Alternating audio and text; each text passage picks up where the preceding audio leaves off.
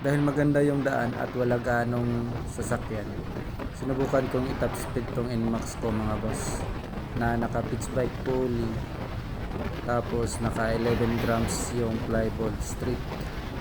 So kahit pa paano ang bilis niyang maabot yung 190 na takbo mga bossing.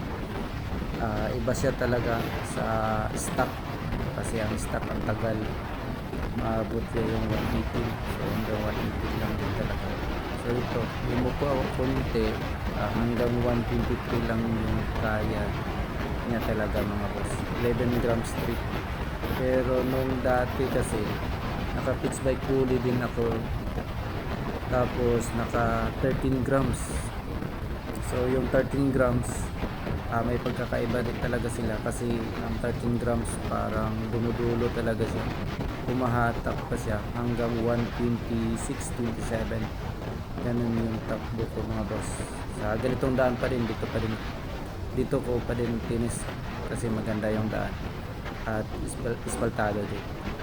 At yung flyball pala nito, yung pitch bike diamond yung gamit ko mga busi. Yung pitch bike diamond na flyball, na Teflon. Yun, kasi palagi ako naglo-long ride, so masyadong mainit. Kaya yung ginamit ko is yung Teflon na pitch bike diamond mga busi. So ayun mga busing, share ko lang din sa inyo mga boss. At stock lang din tong NMAX ko, naka pitch bike pulley lang talaga ako mga boss. Kahit pa paano, sobrang satisfied din ako sa takbo ko mga boss.